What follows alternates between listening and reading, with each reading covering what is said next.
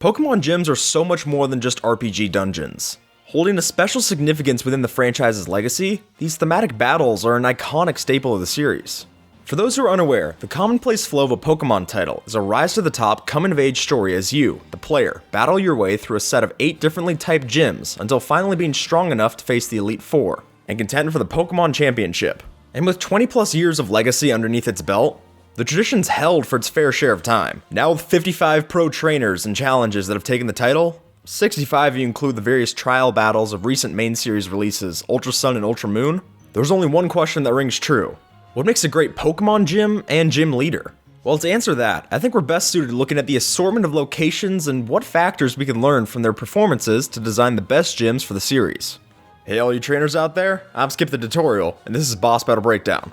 A deep dive into the ins and outs of boss design. And hey, if this is your first time here, make sure to press and hold A on that subscribe for weekly insights into your favorite boss fights. Kicking off with the Kanto region, I think we can analyze this as exactly what its role was within the franchise, the baseline set. Featuring the types that would become regular picks for later games battles, these fights are fairly cut and dry when looking back now, generations down the road. One note worth mentioning for this set of leaders is the roster shift come Generation 2. As your old rival Blue takes over Viridian City's 8th gym from the defeated Team Rocket crime boss Giovanni. This fight offers a compelling twist to the well-established formula by offering up a mixed bag of types and not adhering to the status quo of one dominant element. By doing this, the battle takes on an interesting level of depth, as the final fight before your elite challenge tests your knowledge of type advantages and matchups, satisfyingly asking you to actually switch your team around instead of using a beefed up sweeper to clean the entire gym. If there's one thing to learn from the Kanto region's footsteps, it's to not be afraid and switch up the conventions of typed matches, especially in the later game as a final review. Hopping over to Johto, these battles bring with them another break to the Pokemon pattern with their type orders. For the first and last time in the series, this set of gym leaders featured a wholly different set of types than the prior assortment of trainers.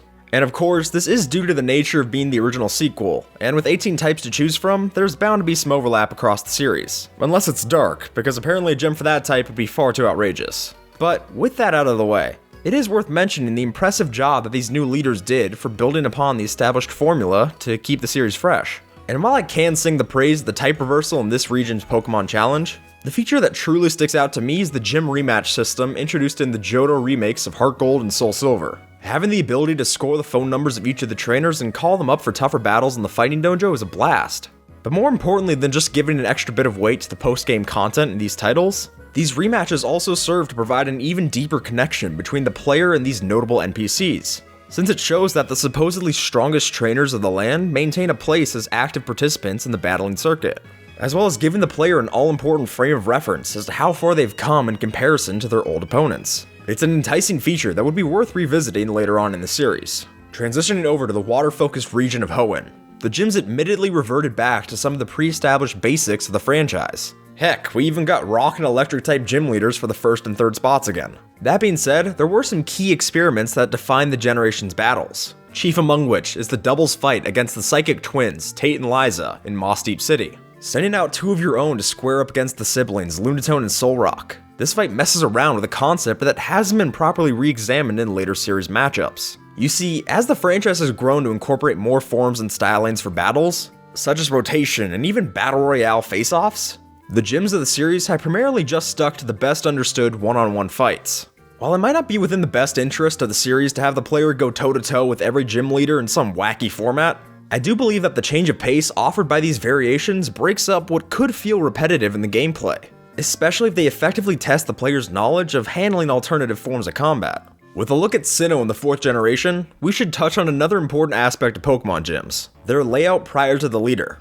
Typically featuring puzzles, these can offer up their own set of challenges that reward methodical planning on the player's side, but also make sure that those who struggle on the navigation side are likely candidates to face each and every foe in the preparation.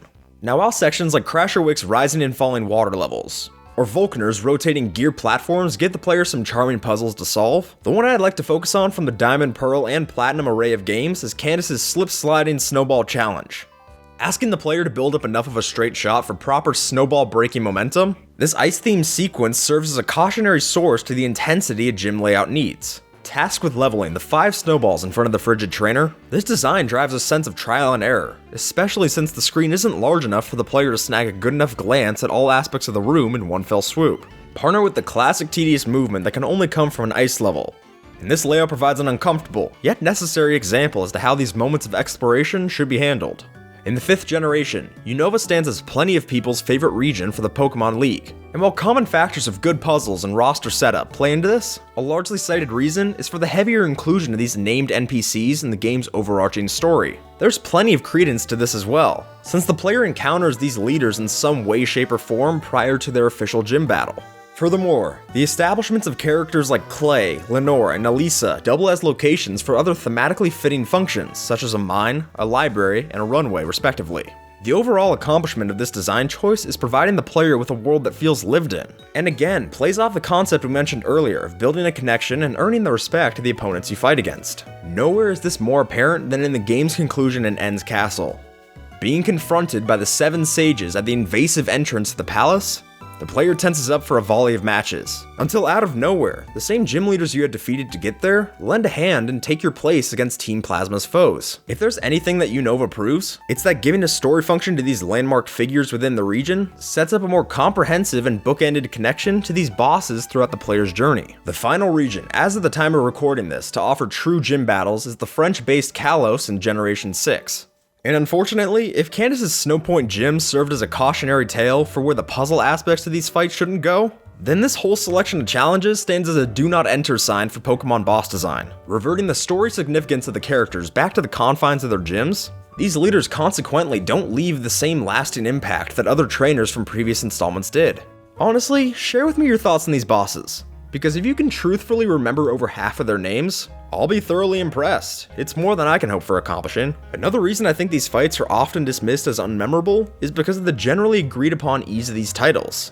Since by nature, we don't grow bonds to a mindless button mashing encounter in the same way we do to a fight where we thoughtfully and carefully plot out our next move on the road to victory. Ultimately, the greatest service the bosses of X and Y can provide us is a warning to err comfortably on the side of difficulty. Because after all, we remember Whitney's Miltank, and if we were to end on that note, the Pokemon series would seem to be trending toward a somewhat bleak direction. But following those regions, the Pokemon series took a great switch up and left gym battles behind in the jump to Alola. Although their initial departure might have been bittersweet, the new additions of the recent Island Trials show some admittedly impressive design.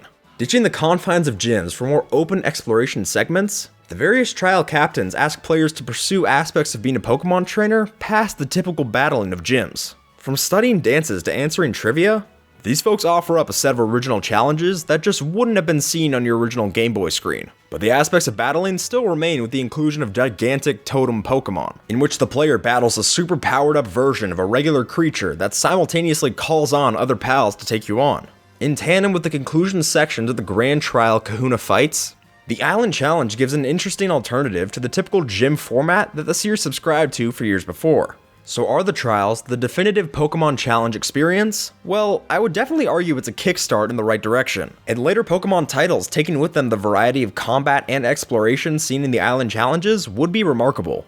In addition, adding on the intrigue of echoing later story and gameplay beats a la Unova and Johto, all the while experimenting with different formats of play, akin to Hoenn's Psychic Gym, would give the series a great amount of staying power to partner with the expanding collection of monsters. And should these titles stay mindful of the pitfalls of the generations that came before them, then I reckon Generation 8, and the subsequent games to follow, should give a greatly needed switch to the series' traditional ways.